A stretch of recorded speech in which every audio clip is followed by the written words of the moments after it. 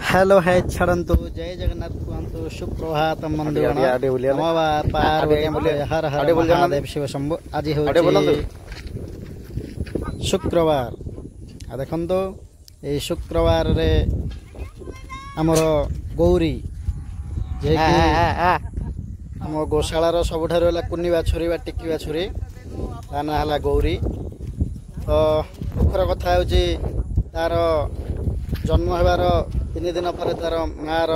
मृत्यु होगला एवं आम गोशाला को अणा जाई गोशाला रखाला एवं आ गोटे बुढ़ी गोमाता क्षीर दे आज पर्यंत सुस्थ रखिंट। आ देखो से गौरी आज आम गोशाला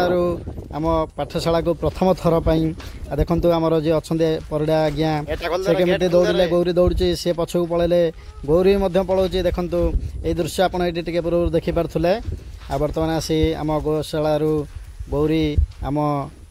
पाठशाला निकट में पहुँची जाऊँ बर्तमान भितर जाऊँ। देखो प्रथम तो ये जापर ना तलू को आसी पार ना भय करता टेक अणा जाता पुणी रिटर्न टाइम से ऊपर केमी उठो से भाविक रही देखो रहीगला कौन करवा ये पुणी टेकवा पड़ो। हाँ देखो गौरी को टेकाला अति आनंदर सहित मजा देखिपारे टेक ऊपर छड़ाला पुणी अणा जबार कारण हूँ गाधेवाई गौरी आसी गौशाला पाठशाला को स्नान निमंत देखिपे। प्रथम गोटे ढलाला केमी से करगला पछक बार बार पड़ो मझे मझे गोड़ खसी जाता दृश्य देखिपारे गोड़ खसी जबार राजा बाबू धरचंद राजा मु तो गाधे दूचे देखो सतरे गोमाता को कलाकृत कर धरवा और स्नान करवा स्नान करवा एत आनंद थाए आपण शरीर किसी रोग दूरीभूत हो जाए गोमाता को आलिंगन करने देखता मुह पोछाला दुष्ट टे अच्छे जेहतु प्रथम थर आम पाठशाला को देखो केमी लगुच आमको जनइबे कमेंट्स माध्यम आपण भी घरे प्रत्येक हिंदू माने घरे गोमाता को गोटे गोटे गोमाता पालन करंतु एवं गो घृत गो दधि गो दुग्ध सेवन करंतु जाके शरीर को बहु रोगरु आरोग्यता प्रदान करिथाए। शुद्ध शुद्ध दधि एवं शुद्ध घृत देखो से बर्तमान लाज कलानी लाज करने समय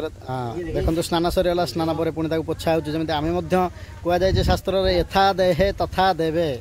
जमी आम गाधे सरला आमर देह को शुष्क वस्त्र परिच्छन्न करवा पोछा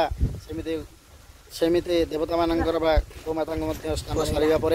सुखिला वस्त्र पोछाला बर्तमान छोट छुआ को जमी गाधे सरला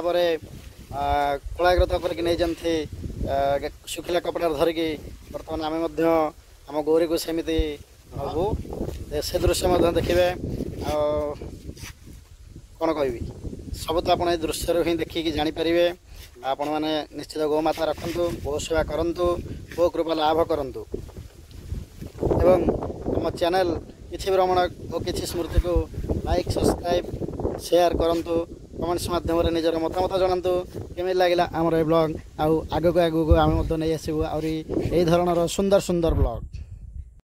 रहिलु।